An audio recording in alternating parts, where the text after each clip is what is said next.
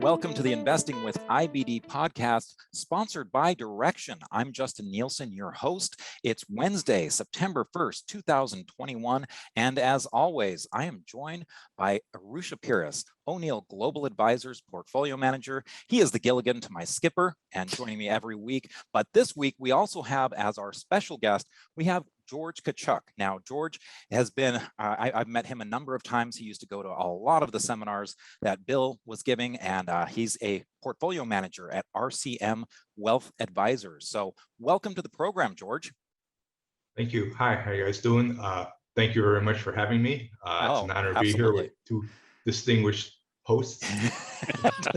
Distinguished, and that's using the term very liberally. Right, so exactly. I appreciate the kind words, George. We'll take it. Yeah, exactly. So on the show today, we're going to go over the market, of course, as we always do.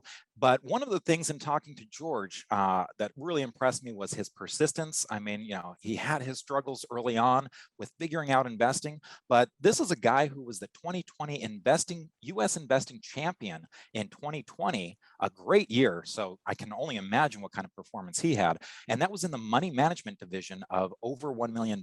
So, I mean, quite the feat. So it kind of shows what persistence can do for you. So we're going to learn some of the lessons that George has learned throughout his decades of experience here. And then, as always, we're going to be picking George's brain for some ideas that he has right now in terms of stocks. So, George, first of all, why don't we go ahead and start out before we get into the market?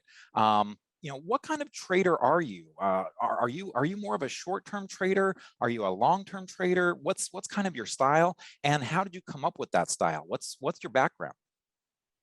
Okay, so basically I do use the cancel investing system, and I view it as it's a trend following system. So in a sense, the goal always is to buy a stock and be able to hold on to it forever. But that never really happens. But I'm not a day trader. But I do look to buy stocks at opportune moments and hold them until something goes terribly wrong with them. That could be either they change in character, they fall off, or they run a climax run and you just need to get rid of it because you just think things gotten too hot. So that could be, stock for anywhere from a few weeks to a few months. It's really rare that I'm able to at least hold something for a few years. I don't think it's ever happened. Usually my longest period has been about 6 months, 8 months. Okay. Yeah, so it's really not that buy and hold forever. The way I always looked at it was it's buy and hold until it acts wrong, kind of thing. and you described all of those things that you look at for acting wrong. Now, was your background, George, in finance, or how did you stumble into this? Okay, it's kind of a long story going back many years, and I'll try to make it kind of short. But in 1991, I had moved to Las Vegas. I had a job there. I was in the medical field. I worked as a toxicological consultant for a workers' comp insurance company. But anyways, my supervisor, it almost seemed like the first day I come in there, he's telling me, you got to buy Coca-Cola. I'm like, what? And he just came in every day and talked stocks. The work was like, oh, we don't worry about that. Let's talk stocks. Let's talk stocks. Wow. Yeah, and that's basically how it is at our office too.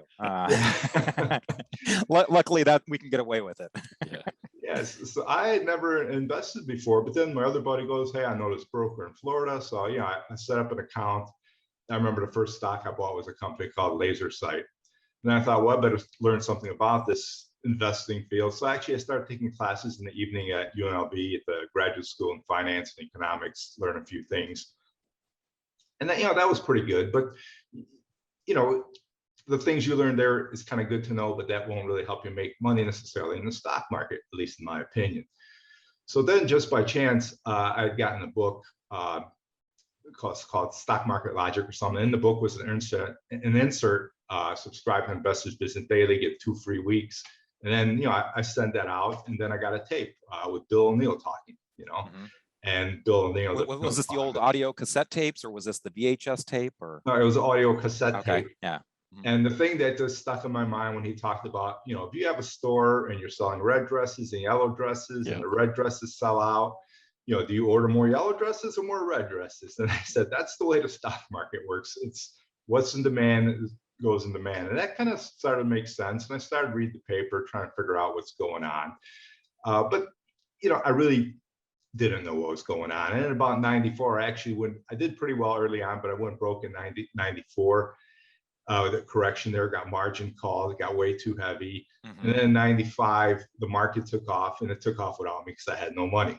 Yeah. But I kept reading the paper and studying, and then in about actually 98 or 99, I actually borrowed some money off a credit card. I said, I think I got this thing figured out.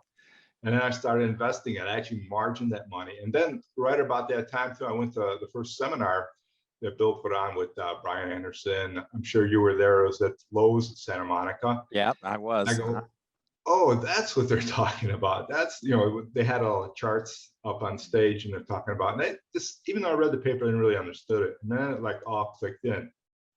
And of course, that was 98, 99, and everyone did phenomenal. I mean, it's just crazy money, and then using the methods I got out of the market in March 2000, played around in the summer of 2000, and that was pretty good. But then, I was like a kid in a candy store, sitting on a mountain of cash, not really knowing what I was doing. And through the next 2 years, I actually gave back a lot of that money. Mm-hmm. But then I did catch the breakout in March of 2003 and made a lot of money in 2003, but then in 2004, gave back a little. But now I'm moving back to Chicago. My wife and I moved back to Chicago, and a buddy of mine worked for a commodity firm. He says, hey, we're expanding our stock division. You want to come work with us as a stockbroker? And I says, I don't know, sure. And I met his bosses. We actually met him at the bar downstairs, the bar called Ceres at the Chicago Board of Trade. And they just talked to me for a few minutes, and they're like, hey, if you take the test, we'd like to have you pass the Series 7 test and come work for us as a broker.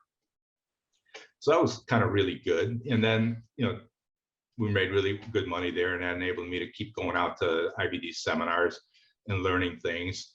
But then I kind of got involved with work. I didn't invest too much for myself. And then 2007 came by, and the solar stocks were hot, and I started doing that. And then actually some of the guys in the office were actually giving me their money to manage. That's how it kind of started out there. And then though, our company, MF Global, it's actually, interesting market, because then 2008, you remember the commodity stocks, how well they did. So that was just fantastic, especially in the spring of 2008. Right, like around March. With the oil stocks. I mean, we just kind of killed it. And then we left the market in July and didn't come back till March of 2009. Actually, I was even nervous buying then. I think I waited till April to start buying anything again, but we sat out that whole time. Mm-hmm. So I was kind of, getting better at this investing. But at that time, then MF Global, we got rid of the stock business, but this is what I wanted to do. So I had to leave the firm, and then they ended up going under anyways. And then I was at Options Express. We got bought by Charles Schwab. They threw us out. So it's just a few of us leftover brokers. And then we started this firm, RCM. And I was lucky, though, the guy who runs our company, Tim Webb, he was like, you don't know how to sell. You don't sell, but you're pretty good at managing. So you're going to be a portfolio manager. Me and my co-manager, Chris Chu. Go with your strengths, huh? Yeah, and then he told the other guys, you guys go out, meet the clients, raise the money, and these guys will manage the money. So it's kind of a long story, but that's how it all. That's how it all started. Mm-hmm. So George, in 2008, the one of those things that really stuck out to me is you were able to avoid a lot of it. You weren't really tempted to get back in. What were some of the clues that helped you stay out of that? Or, because a lot of people are, they once they get out, especially a lot of times you start getting out when the market really gets bad, you give back a lot of your gains. Right. And so that initial kind of reaction is, I need to get back to make those, make all those gains that I lost back. So what kept you on the sidelines, and, really what was the kind of secret to your discipline? Okay, well, there were a few things. So I learned through previous years, if you don't have money when the going's good, you're going to hurt. So you have to be careful and respect risk. And at the end of 2007, you remember solar stocks were really hot. And those SunPower, they had a climax run. We got out. Mm-hmm. And then everything I tried, a few things, it didn't work. And I said, just stay out. Yeah. And now the funny thing is too, I was, when MF Global got spun off Man Financial, in August 2007, I was buying my own company stock. It was publicly traded, a few hundred shares every week or two. And I says, I love my company. I'm going to stay with them. But then I realized by January, I was out of everything. I wasn't trading any stocks, but I still had my company stock. And I said, something's really wrong here. The market's turned over. It's going downhill. And I think it was the one of the indexes were hitting highs, but the others was not, and that was in the Yeah. fall of 2007. I told you something was wrong. And then the market, we had distribution days that were just piling up, Right. Yep. and more so, any trades you tried were not working. So I just got out of everything, and luckily I even sold my company stock, because then there was a whole saga. There was a midnight wheat trader that did some crazy trade that sunk the firm, and then Wow. everything. Wow. Everything just started to go bad in 2008, and that told you, that something's very wrong. And so that was good. But then the funny thing was that it was in March, all of a sudden, all these oil drillers, like Continental Resources, one I really Right. remember, just broke out, and they just ran like nobody's business, Yeah. And then again, I had sold them at the top. I thought they're peaking out. Then I thought they're making a high tight flag in June, and I went all in, margin, everything in the Continental Resources, and then it worked for a day, and then started pulling back. And I said, I had to talk myself out of it. Yes. You need to get out. Yeah. It took me 2 or 3 days, because I was already counting how much money I was going to make. But I need to get out. I kept going home every night. I had those big chart books from the chart school, and I was looking through climax runs and high tight flags. Am I getting something wrong here? And if I said, get out, preserve your money. Mhm.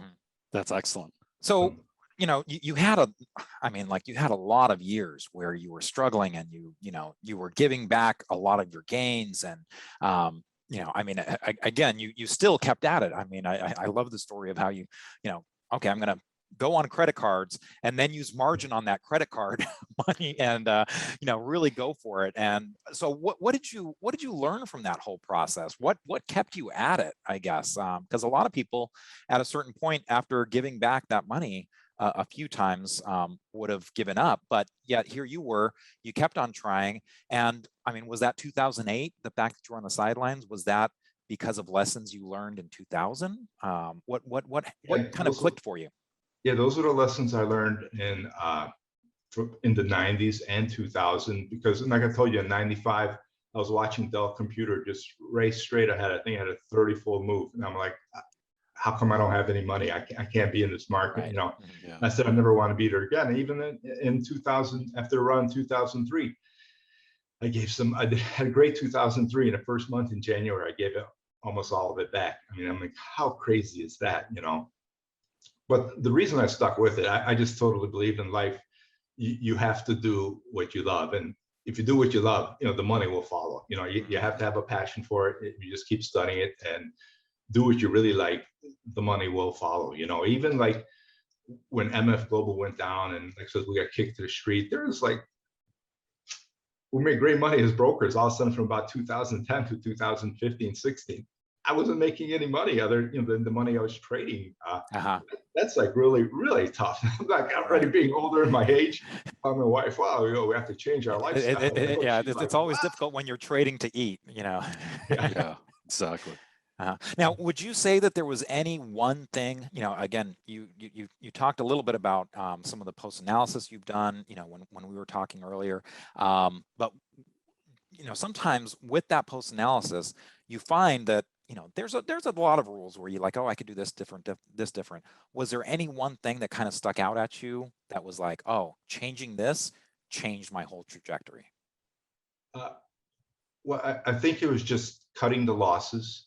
Yeah. Cutting the losses and just cutting the losses and cutting the losses, because you can, even like I look now, like last year, 50%, I have 50% win, 50% lose ratio on the stocks that I traded last year. And I think it's about 110 stocks. It was more trades, but just a number of stocks. So this is 2020 where you won the U.S. Investing Championship. You're saying your hit rate was 50-50, basically. Yeah, 50-50. But Okay. I never let any one trade go more than 1% against the portfolio. Right. That's just a stop. And you look at your results and you see that it's really the 20 stocks, actually 3 or 5 that really make the whole year. It actually really comes down to 1, but the others were pretty good. And everything else was just a waste of time. Of course, you don't know that at the time when you're doing it. Right. Yeah. So that's just if you cut your losses, no matter how many things you try, if you play it tight, you always have money to come back, And I remember going to seminars where Mike Webster and Charles Harris were talking about boom and busters. And I'm like, God, they're talking about me. Because I mean, I had like a few 100%, you know, as everyone did, 99, 2000, and 2003. And then I just let it evaporate, you know, because you're thinking, it's not my money. And it's just terrible, you know. So just that. Right. And how, you know, for 2020, would you say that was kind of the culmination of everything for you, or was that just kind of, you know, I mean, everything was clicking at that point to win you that U.S. investing championship, or had you been, you know, oh, this is just another good year on top of the good years that I've been trending higher for a while now? Well, a few things. It was a culmination, but then I also said I have to be really careful here because this money is not only my money; it's my friends' monies, a lot of my clients' money. So it's like really money, real money, and it's like you can't just blow up people's money. So my whole thing really was playing defense. You know, the markets started really strong first 2 months, January, February, and right near the end of February, things started to get a little funny. I remember I just sold out everything, and I just said, I need to control any losses. I says, if we go flat the whole year, I won't be that upset because I know it was still a good year. Yeah. Just in those first 2 months, right? Yeah. Yeah. So I was ready up in February, like 20%. And I thought that's a little unusual. You need to be a little careful here. And then I saw some funny price action. February 21st, it was a Friday. And there's a story behind that. But anyways, I sold everything. I tried out one more trade. I had no idea next Monday it was going to drop, but I didn't have any idea it was going to drop so bad. But just paying attention to price action and just cutting losses. So the one trade I had left Monday, I just immediately sold it. And then I went on to, okay, now the market's correcting. Now we need to look for stocks that are going to be the first ones out of the box, strong stocks, you know, high relative strength.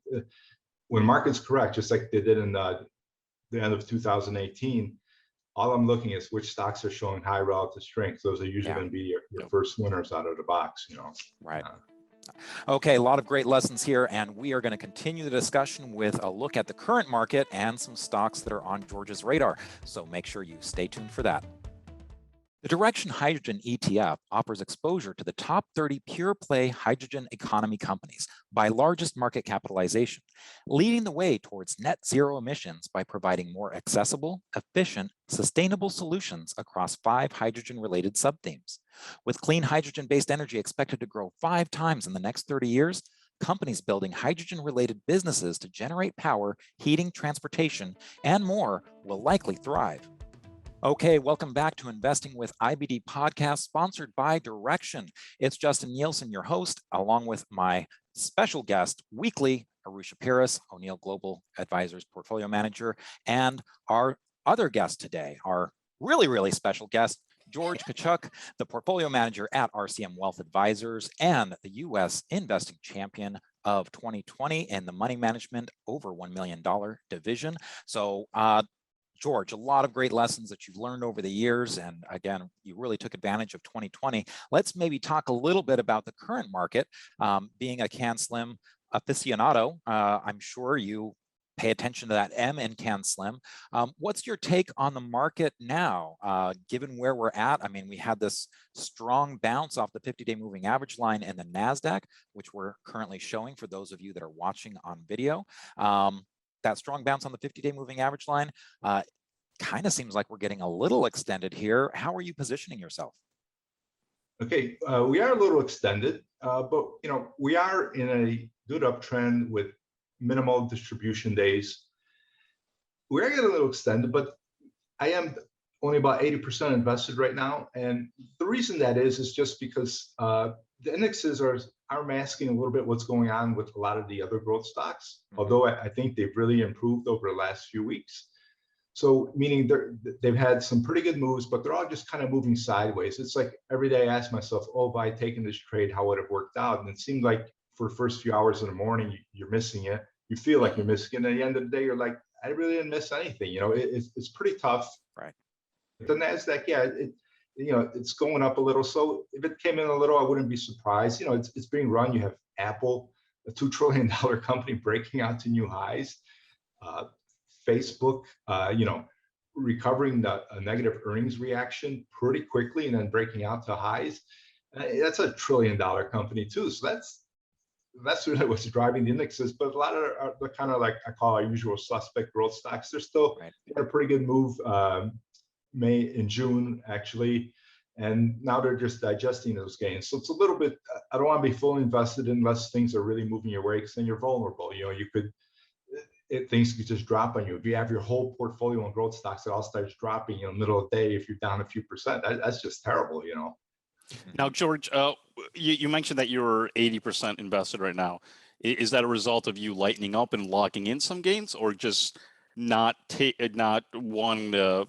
You just haven't taken enough trades over the last month or two? It's been a little bit mixed. About 2 weeks ago, I was only at one point only about 20% in. Okay. And I saw some things working, so I went in, and they're working. But then I said, you know, I'm getting a little sideways too much sideways action. That's just, you know, I just felt the account was a little too vulnerable. And you know, you feel the market's pretty good, the indexes are moving, but if your whole account starts, you know, moving against you, you feel terrible, and then you're going to be emotional, and you might sell things you didn't really want to sell. So I just sort of say, okay, there's a few stocks here I want to hold on to, so I have to let a few others go just so I can withstand the shock here. So, you know, maybe the market will be against me maybe 1% instead of 3% being fully invested, you know. Yeah. And what about the position sizes that you generally are you trying to get into, like the classic 20% position sizes that, you know, of the can slim methodology, or are you have going a little bit smaller? I do strive for 20%, and sometimes even a little bit more, about 25, 30%. I try to, you know, 5% is usually like where I might start a test position, 5 or 10%. If I'm feeling pretty confident, you know, I'll go right in 10, 12%. But if I'm sort of like, yeah, this is a little speculative, it's 5%. Sometimes if it's a low price stock, you know, it might even be 2, 3%, just because the number of shares, you know, and if it's not super liquid, you might get in a little bit of trouble. Mm-hmm. Now, you also mentioned about this whole idea of cutting your losses and, you know, not putting more than, you know, not taking more than a 1% hit to your portfolio on any one stock. So are you, you know, how are you doing that? Are you setting a set percentage, the 7% to 8% stop loss, or are you adjusting your position size based on, you know, maybe some of the more volatile stocks, you have to give them a little bit more room, or do you just say, I'm never going to be losing more than this amount? A little bit of both, meaning I'm actually trying to keep it from 3 to 5% from anything I buy. You know, 3% is a little bit tight sometimes. 5% is good. I really don't like letting it go to 7 or 8%, unless it's some volatile IPO and I'm ready for that. And I'll say, okay, I'm just going to take 1% position just because I feel like I want to try it. And then really the stops too, it's just not so much percentage, it's where it is on the chart, meaning where when I look at the chart, is the stock broken? You know, is it, meaning if something is, let's say 10% above the 20-day line, well, I just can't buy it because I know it could easily go back to the 20-day line, remain in its trend, keep moving up. And so that I can't even take that trade. But if I can get something right on a 20-day line, I can like load up, I can say, take a 10% position and realize it drops 3% below this 20-day line, then the trade is broken. So I don't really want to be in the stock. So it's a little bit of combination of, you want to minimize your loss, but not just arbitrary percentage wise, but where the stock is broken on the chart, where it's like, it's,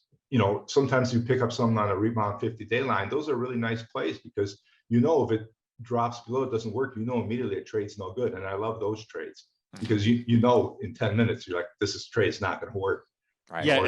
And going off of that, so how much do you think you're kind of buying out of a normal breakout versus something like buying out of off a bounce off the 50-day, or maybe a stock that's coming back up through the 50-day, or even a bounce off the 21-day? So most of my trades now, I am mostly trying to cheat in on that right side of the base a little bit when I see it has some character change, where, you know, on the left side of the base, most stocks, they're trending below their 10, 20-day lines, they're bumping into them. And then they make the turn. And then once they get above that 10, 20-day line, if it's a stock that had a previously big move, so I say to myself, okay, this is a mover. So in these movers, stocks that double continue to double sometime again. Yeah. So those I'm interested in. I'm trying to like buy along those 10, 20-day lines. And then when the breakout does happen, I will add up there, but at least my costs will be below that breakout level.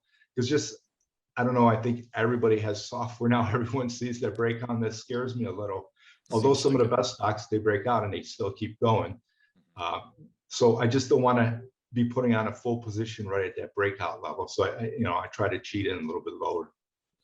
And as you said, a lot of times, even with that early cheat where they might be more failure prone, but you know very quickly, again, with just just losing a few percent, whether or not it's working. And as you mentioned at the outset, again, this is something that people really need to realize, that you could have a 50-50 hit rate, but if you're keeping your losses small and you catch a couple big winners, you can still have a phenomenal year, as you proved in 2020. Yeah, absolutely. That is just so true, and it's always just going to be, and as Bill always said, feed your best stocks. And, once your stocks really start moving, you can even go over 20, 30%, but you got to really be careful. And you probably do have to sell into strength and not when the stock's broken, because when you're carrying a large position, even if you get up to 50%, you got to sell into strength. And that's a slightly different kind of thing. But you have to have a huge cushion before you can build a position that big. Right. Yeah. Now with the selling the strength, so there are some stocks where you identify the leader and you want to try to hold those as long as possible and try to continue to increase it. But then there are a number of other stocks that you might just take those gains. Do you have a certain kind of percentage that you're trying to take those gains? If you're taking 5% losses, are those gains like 15%, 20%, where you're trying to lock in gains for kind of the ones that might not be what you think are the leaders in the market? Yeah, I'm not so good at that. I know where Bill talks about I'm not taking either, most of but stocks, take yeah. 20, 25%. Yeah. I'm really not. I'll just be in the stock because I think every stock I buy is going to be the one, right? Yes, exactly. Yeah. So, and I try to stay in it until I see some change in character, meaning all of a sudden it was trending along nicely. All of a sudden a big volume hit comes in out of nowhere, hits the stock. I go, this is like uncharacteristic. Now that's when I'll get out. So that sometimes, and this year would have been a great year for everybody just to sell for quick gains after the stock moved out. I didn't do that, unfortunately, but that's just not one of my strong points. No, so yeah, I was hoping you would give me more clarity, George. So right. Anything else about this market? One of the other things, I guess, you mentioned where the S&P 500 and the Dow Jones Industrial Average were, but what about the Russell 2000? Is that one that you ever take a look at? I mean, that's been lagging a little bit lately. It finally got above its 50-day moving average line after living below it for a few weeks. Does that factor into your market analysis at all? It does a little bit. I was watching it. Okay, so two things were scaring me about the market is everyone knew the breadth's terrible. Market's being run by a few stocks, and then the Russell 2000's doing pretty lousy, and then it started to dip below a 200-day line. And that's like really bad because I have a saying, nothing good really happens underneath the 200-day line. Yeah.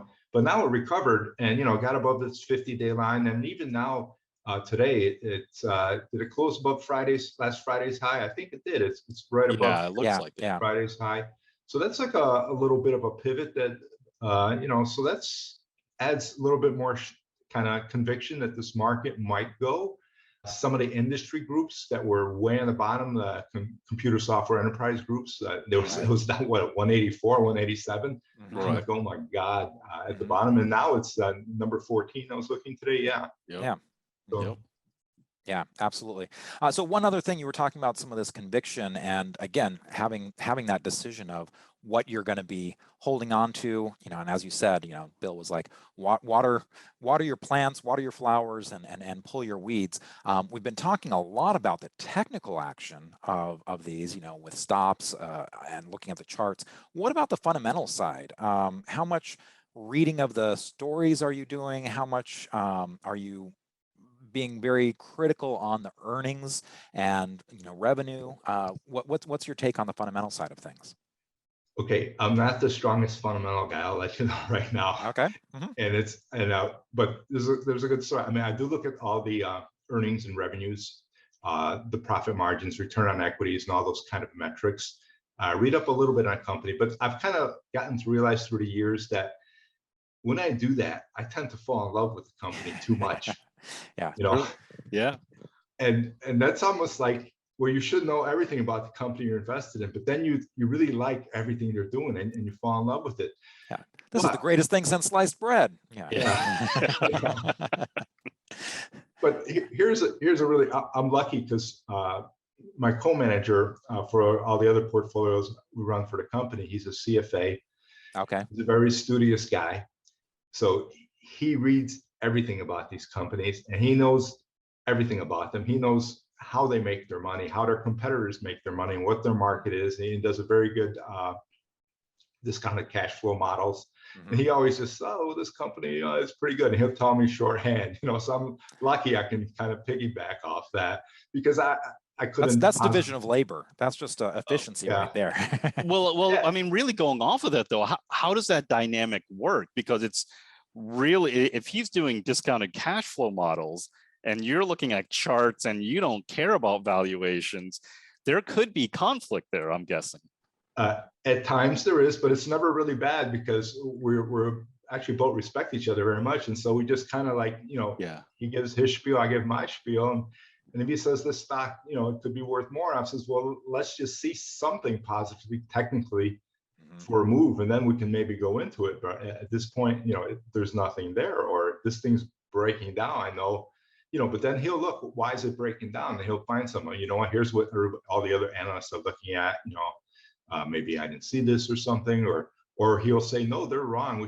We should hang with this now. We okay, Well, as long as you're above to a degree, right? As long as you haven't hit the 5% stop loss or something, right? Or are there times where you might be down even more than 8%, and he's saying hang on, but you're so is there ever any kind of disagreement there, or you both agree that okay, if it hits 8%, 10%, whatever your exit strategy is, you're out, no questions asked, and we'll figure a way to get back in if things change? Yeah, we do pretty much agree in that, but also in those portfolios that we co-manage, those positions tend to be 2-3%, and those are like larger positions. So luckily we're kind of like, we can give it a little bit of room because it's not going to kill the whole portfolio. Yeah, I mean, risk management, it's like if you have a 2 or 3% position, risk management essentially is built in there already, because if that one stock goes down to zero, you've lost 2 or 3% on your portfolio, which isn't great, but still it's not, you can recover from that. Yeah, and it sounds like, again, what you're doing a lot is he's bringing in that fundamental side and you're bringing in that technical side, which again was what Bill did a lot of times. He used to say all the time, hey, I'm using the technical action for the timing. I'm waiting for that signal of strength that tells me, okay, now is the time to act on it. But he always started with those good companies, which again, you're getting from that CFA analysis. Yeah, and it also matters, like, again, which portfolio, because even last year, it was even the year before that, when Zoom came out, he was looking at it, and he goes, this thing could be worth $400, And so in one of our portfolios, we held it through all last year. That's awesome. And even though it had the strongest relative strength, I could not hold it in mind when we got into February. I don't blame you. That was the one stock that I had so much conviction in it. And I was very quick to get out of it once the market got, started getting crazy. Yeah, but you look at the relative strength, I was so high, but it's moving 10% a day on you. Yes, exactly. How can you hold that? But in our other portfolio where it's a smaller position, it was like he's like, no, we can hold it. So it's kind of always, risk management. Yeah. Things in context. So well, we'll go ahead and get a lot more into stocks in our next segment. So hope you all stay tuned for that. We'll be right back. KLNE, the Direction Daily Global Clean Energy Bull 2X shares, seeks to achieve 200% of the daily performance of the S&P Global Clean Energy Index. The S&P Global Clean Energy Index provides exposure to companies from developed markets whose economic fortunes are tied to the global clean energy business. KLNE allows traders to take a bold position in companies exposed to solar, wind, and other renewable energy sources. Welcome back to Investing with IBD podcast, sponsored by Direction. I'm your host, Justin Nielsen, and joined by Arusha Piras, O'Neill Global Advisors Portfolio Manager, and George Tkaczuk, Portfolio Manager at RCM Wealth Advisors and the U.S. Investing Champion of 2020 in the Money Managers 1 million plus division. So, George, we've been talking a lot about, I guess, ended the segment, last segment with a look at Zoom. What are some of the other stocks that are on your radar? How long have you held them? And what is it that you're looking at? Are you using price targets? What's telling you how long to keep these stocks in your portfolio or maybe shed them? So let's, where do you want to start? Maybe with Nvidia? Okay, yeah, let's take a look at Nvidia. Okay. Okay, so I like Nvidia for a lot of reasons. It's a very liquid stock, and it tends to trend. It doesn't have too many wild swings compared to a lot of the stocks. So it's gone through a pretty good consolidation here through 2021, and then we got an up move, and it formed another cup and handle, and it broke out. So it actually was very playable over the last few months. If we can actually go to a daily chart, I think we see some really good volume spikes. So if we start, let's say we go to April, we had a big volume move there, broke out, but it didn't go anywhere, but it failed. But it didn't fail miserably, meaning, okay, I'm not in the stock now, but it's pulling back on lighter volume. And then we have this volume surge right after earnings or right during the earnings period, and it breaks out, classic breakout. And I'm like, okay, that's worth buying. Okay, and then we had some few good volume days where it continues to trend. Okay, so this I'm saying, okay, this is off to the races. Now, I admit, you see that red reversal day on the big volume day right there? 96.9 million shares traded on a reversal on June 18th. Yeah, that did scare me. I took the profit, I got out, but I still like the stock. You know, I sold half, and then I think the next day or the day after I sold the rest. But I still like Nvidia because it's just got great earnings, great revenues, great profit margins. Everyone knows their business is great. You know, data centers are exploding, and they're going to continue to explode into the future. So it's a stock to be watched. So I didn't go after it again because I didn't have a good pivot to buy into it just yet. So I was going to wait till earnings came by. So it formed a nice couplet handle. Then earnings came out, and it doesn't go crazy. It didn't explode. You could buy it right there, right at the $200 level. I like round numbers, and I like that, you know, the 10, 20 days turned up right there and then. And again, look at that volume that came in 3 days in a row, really big volume. And now it's just, you know, last few days trailing back, and that's fine. That's all really good action. Dried up volume after huge volume moves. That's a stock you want to be able to sit in, and I hope to sit in this. And actually, it's a big position, and I think on the first pullback, I might, you know, first good pullback, if nothing crazy doesn't happen. It always matters how it pulls back. You know, I'm add into it. You know. Now, George, during this whole analysis, the one thing that's really stuck out is you kept emphasizing volume. Now, are you requiring volume at these breakouts if you're going to get into them, or how do you handle that? Because that's always a debate amongst all of us. Especially during the summer where we've seen a lot of low volume happening. Yeah, I know a lot of things might break out in low volume and work, but I need to see the volume. That convinces me, okay, the funds are killing each other. There was a surprise, whether it's an earnings surprise or something, or some news came out, and they decided we really need to get into the stock. And so that's what the volume tells me. And so it gives me a little more conviction that I can go into that stock, you know.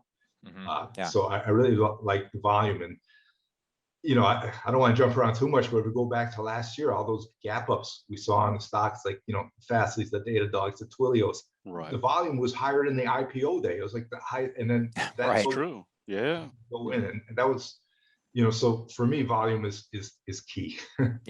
Now in Nvidia here, you were talking about this breakout that failed. So it breaks out in April, and then it bases again. Did you did you have a position from earlier? Did you hold through that base, or did you say, oh, this breakout isn't working, let me wait and see what happens? You mentioned how it was a very orderly pullback. The base was, what was that, a depth of like 17%? Yes. So Yeah, very manageable, not breaking down at all. Yeah, I actually I did not have a position in at that time, and Okay. I'm not sure why. I was probably just involved looking at other things, so I didn't have a position in that time. But even though that was an orderly pullback, if I bought the breakout and it was started to pull back, I probably would have got stepped aside with the idea, if you have money, you can always buy it back, and it doesn't bother me to pay a few dollars higher for something that I really like. Yeah. I've learned to let that go. Right. Yeah, seriously. And do you, you mentioned that this was a larger position for you. You've probably made money on this a few times in this run, but is there any hesitancy? Because again, as we look at this weekly chart, it's had quite the move since 2020, and I mean even before that. I mean, if you go back to 2016, it's just been this phenomenal move. At some point, are you like, oh man, this is played out, it's done? Sometimes you think that, but then I looked, okay, this thing's actually based from June of 20 going sideways. And so there's a long base. Yeah, really long base and a base reset. And so that's good. If it was just running and screaming higher, yes, that would concern me. But now we got a base reset, a base count reset. So, history tells us stocks like in the 80s and 90s, the Home Depots, the Microsofts, these things can run for a very long time. And so right. I like stocks that showed me that they have a ability to move and run. And I think they can continue running. And especially just knowing that they're the leader in the GPU chips and, the data centers. And this last earnings report, the CEO really gave a very bright outlook going forward. So yeah. Well, speaking of these longer bases, let's go ahead and turn our attention to AMD, because this is one that for a while, some of the chips were moving and Nvidia was moving, and this seemed like it was just not going anywhere. It just had this base that it was forming. So what do you think about AMD now? Okay, I really like AMD now, and I like the stock, but it's a stock that will drive you crazy. I've traded the stock since $15 so many times. Yeah. And it'll break out and then it'll go sideways, or it's going to look like it's going to break out and it'll go sideways. And it'll just do this to you, and it'll just wear out, I think, scare out every holder. So you have to be cognizant. This is the character of AMD. So it just looked like it's basing for about a year, and it was always stopping at $100 and kind of like $80, a little below it. It was finding support there. And and I said, one of these times it's going to break that $100. I don't know when, because just a few weeks ago, it looked like it was running up to 95, and I was buying a position off the character change in the low about $84, $85. And I go, okay, again, it's reversing. If we go to daily chart, right in there, there's some good money to be made. And there you go. It got really tight in there, right where your cursor is, and then we got a volume pop, and then started trending along. And being AMD got up to $95, I'm thinking, okay, this thing's going for $100. It's going to get to the $100 level. And then sure enough, it pulls back. That I actually sold, because I know AMD can be very volatile and move on you. Yep. Then we had the earnings, and then we see that volume pop, and just look at that volume. And the crazy thing is that morning it actually traded down a little bit, and you were able to pick it up at $94, $95. And so I went into it as about 12% position. And then that volume just got, stronger and stronger day after day, and it had a huge move. Now, I should have maybe sold into that 120 level, but then I'm thinking, Bill's rule, if someone moves that quick, try to hold it for 8 weeks. And I do believe in that. I stick in that. If you have so many high volume days, I go, people are killing each other to get into it. So I did hold it. The volume on the downside is a little bit higher than what I'd like to see. But again, that's AMD for you. But then it started to trade orderly along its 10-20 day line. And then I was adding in right here along these levels here. So I built up a larger position. But I have a great cushion, because my cost is still below $100. It's in the low 99s or something like that. So I go, okay, if this thing, if I round trip it $100, so be it, but I won't lose money. And, so I added in gingerly, always thinking about where my average cost is going to be. And now hopefully it'll survive up here. I think it's acting pretty well at 10, 20 day, but it's AMD, it can do crazy things to you. But hopefully the 50-day gets above $100. And again, it gives you a little bit like perspective where you might need to get out if something goes bad. Naturally, that day where it hit 120, that's going to be a hurdle, the highest volume we've seen in a long time, and a reverse from there. So there are a lot of sellers there, right? Well, and it seemed like it was turning into a little bit of a meme stock, I guess, which again was unusual. Ed Carson, our news editor, kept on pointing out, what is this doing as a meme stock? Because it actually has a real business as opposed to most of the meme stocks. Did that concern you at all with I mean, again, can you trust that volume when it gets to be, something that's all over Reddit? It scares you. Yeah. I don't know what to do about it, because it's, often we hope we want our stocks to really move, and then when they move, you're like, well, I don't want to move that fast. Too much of a good thing. Yeah, it gets a little wild. So that does concern me. But then I was thinking, okay, let's just see if it continues to ride its 20-day line, or then we're still okay. And plus, the thing is, again, the low cost basis. You got the low cost basis, you can afford to give yourself some room. And again, their business, their data center business is exploding. They got triple-digit earnings growth. Their revenue growth just accelerated, and their profit margins increase. So you got to like a company like that. Yeah, let's go ahead and turn our attention to Tesla, ticker symbol TSLA. So this is absolutely no stranger to the show. This is another one that's been consolidating for a while. It's gotten support at the 200-day moving average line. Now that it's gotten back above 730, is this something that you think has a room to grow again? Yes, and I do. And actually, Tesla, after it was topping out there 900, I was thinking, okay, this is the Qualcomm of, in Qualcomm in 2000, right. This is a stock everyone loves, and it's over with, So I was out of it, and then I was watching it. But the one level I was really watching was, if you look in December, that $222 million day, yeah, it closed at 695. And that was the Friday before they were, next Monday, they were going to the S&P 500. Right. So I was thinking, well, that's kind of obvious. Everyone's all over that. And I'd actually sold the last Tesla I had then, but then I actually rebought it. But then I had to sold it again in a few weeks. But I look at that level, and that's between 695 and 700. That's like a key level for it. That is when interesting. Down and undercut it. It tried getting up to 7, couldn't get over. Oh, got over it in April there of this year, and then again it dived underneath it. Tried to go, and again, it just keeps bumping into 700.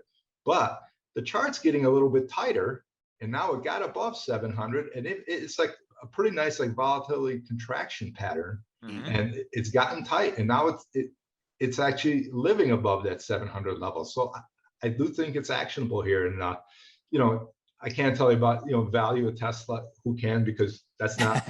I don't care how many cars they sell. I don't think it's going to match this valuation, but it's, Elon Musk and Tesla, and everyone loves it. So it's just one of those things, you don't want to go crazy and load up on here, but it's something that should be on a radar, and it is playable. I do have a smaller position in it.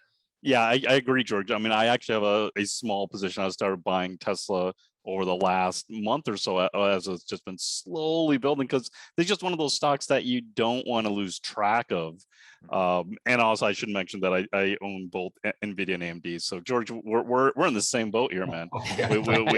We gotta row the same direction here. But yeah, but I think that's a good point. This is just going to be the one that's so interesting, because it went on that monster run last year. This is, even though it's finding support on the 200-day and it's gone through that critical 700 level, the one thing I just think of, it's trying to build some really big, large, weird base that we don't recognize. Can this really work, or does it need to correct more? So that's why I personally just kept it as a small position right now until I see something a little bit more recognizable. Yeah, it's and it might, I kind of believe in round numbers. It might run to the $1 trillion valuation. I think that'd be right at about $1,000. I mean, who knows? Yeah. wishful thinking, optimistic. So let's go ahead. Another stock that we've been talking a lot about on the show, Unity Software. Now, some of these stocks that we're talking about, I mean, they've had some pretty big corrections. I mean, this was topping out almost at 175 and then came all the way down to 76. What is it that put Unity Software kind of back on your radar after that big downtrend?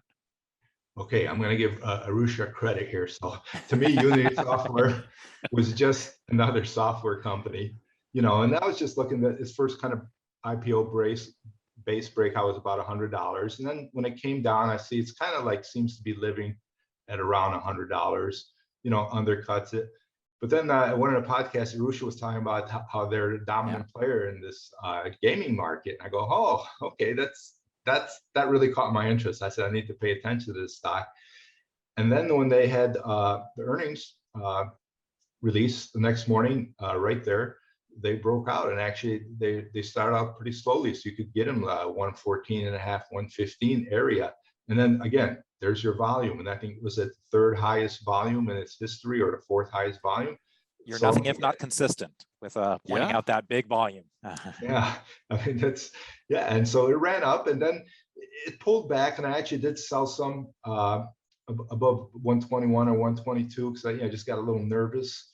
I said, well, it's not really, doesn't really have the earnings, so maybe I should be careful here. But then it came in at a 10-20 day bounce. So I rebought the position, and I'm still holding position now, and I think it's acting very well. We got a little blue volume bumps there. Right there, and then when it comes in, the volume dies down a little. So I think it's acting very well. And I think a key hurdle is right here, because if you go back to February, you see those two really high volume negative days. Mm-hmm. And that's right where they close. I think, what is it, 120? The first day is 128 something, I think, and then 128.64.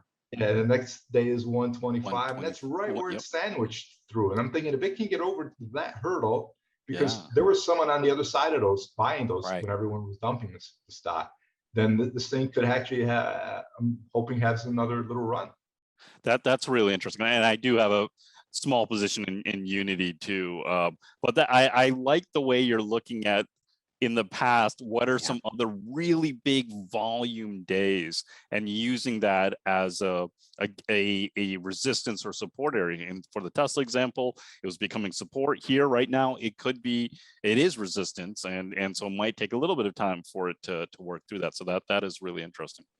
And so did you say that you had trimmed this a little bit? Are you looking to add if it gets back above that level?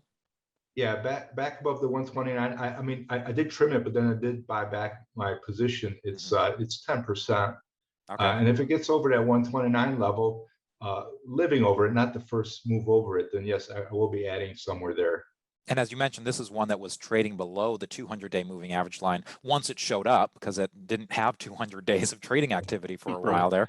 So once it did show up, it was below that. Did you wait for this to get back above that 200-day moving average line, or were you able to kind of cheat a little bit as it broke out that day and got above it? So were you looking at that line first? I bought it right at the open. When I saw the earnings reaction, it looked like it was going to start moving. The volume was coming in, so I started buying it right there and then. Close enough. Yeah. Okay, very good. And let's go ahead and end the show with Palantir, ticker symbol PLTR. Another one that had kind of a nice move out of its IPO, and then it had another one of these big corrections from 45 down to 17. Now it's above its 200-day moving average line that just appeared, above its 50-day moving average line. So is this something, kind of what we call a bottoming base here? How is it that you're analyzing this, and what is it that you like about it? Okay, so the stock has a lot of notoriety, and due to the management, so that kind of makes it always something you want to follow and interesting. So obviously this period where your cursor is from December to March, it's just too wild and loose. You can't mess with any of that in there. It's just, I know some people make great money on it, but it's just too crazy of a stock. But fast forward to this May, where it had that kind of volume bottoming day, and we had that huge volume, and all of a sudden it just started trading so nice, just trending, no really few wild swings. I mean, it's a low price stock, so those percentages are kind of large, but it just started trading pretty good. And I did have it in there for some time, but then it reversed. I got out just because, you know, these kind of, I call it bottom fishing type of plays, you have to be careful, you know. Right. But it corrected, and look how the volume just dried up in that base. Yes. You know, and that's really nice. And then it had the earnings, and then again, a huge volume day. Volume spike, right. I did try a position there, and then I got knocked out 2 days later. You know, and again, it's just because these bottoming plays, I'm just a little bit more careful. And now I retook a position because, again, I saw these big volume blue bars coming into the stock. I'm going, okay, this stock might be ready to go. It tightened up. The volume's there. And again, right above that $27 level, if we go back to the left, you'll see that's where a lot of these big volume closes were happening. So there's something about that level. And if it can get through there, then I am looking to add a little bit more to that position. It's the smallest position. It's 6%, you know. So, but that's kind of the way I'm looking at it. And again, for me, those volume days, and you know, this is like, it trades average volume 41 million shares. This isn't like just, oh, another million shares traded this day. That's a lot of shares. Yeah. Yeah, and some of those spikes are, you know, approaching 100 million. Some of them are over 189 right, million, yeah. 200 million. Yeah. And there's some red spikes in there too, but you look at the blue spikes and they're much, much higher. So they really, those blue spikes stick out to me on this chart. Yeah. And I do kind of look at the round number valuations. It's like right below 50 billion valuation, with the idea that, you know, this might sound crazy, but you know, stocks hit resistance at $50, $100 price level. And then sometimes you'll see them hitting resistance at 50 billion, 100 billion, 500 billion, you know, $1 trillion price levels. This hedge fund guy turned me on to this idea. And I'm like, you know, it seems to be happening. It's, yeah. You know, trading is psychological. And, you know, did the fund say, you know, we won't buy it after this, but, oh no, we're thinking it's going to be worth at least this. So, you know, well, you got to wonder what different people having different, you know, mandates for the mutual funds, at least, you know, maybe they're saying, okay, we will hold something until it gets to this level. And other people are like, we won't buy it until it gets to this level because they want like the larger cap, you know, maybe some of those indexes and so on. So yeah, that's a really good point, George. Well, hey, George, I really want to thank you a lot for sharing all your knowledge, share what you've learned throughout your decades of experience. It's been a lot of fun. So thanks a lot for coming on the show. Great. Well, thank you for having me on the show, and thank you for everything you guys do. Investors Business Daily, you guys put out the best educational material there is. The IBD Live show is great, and just listen to all your podcasts. It's always been very great and educational. Yeah, and we have a good time as we noted on today's show. If you like avocados, definitely check out IBD Live and you'll learn about Scott St. Clair and Arusha's avocado stories. But next week on the podcast, we're going to have Kenny Polcari back on the show. Now, Kenny Polcari was a floor trader for the O'Neill team, and just a lot of great stories that he's had from his decades of experience on the floor of the New York Stock Exchange. Now he's a managing partner at Case Capital Advisors, and he's going to share some of the things that he's learned with his experience on the floor of the exchange. So make sure you tune in to that for next week. And thank you for listening this week. We'll see you next time. And for this week's notes and charts, make sure to go to investors.com/podcast, where you'll find details for each episode in the podcast episode section. And make sure to subscribe, rate, and review our podcast if you haven't already. We'd really appreciate it. You can also send us your questions and comments to investingpodcast@investors.com. We would love to hear from you and may use your comments on an upcoming episode. Hey everyone, thanks so much for watching Investors Business Daily on YouTube. If you want to watch more videos, make sure you hit that subscribe button so you don't miss a thing.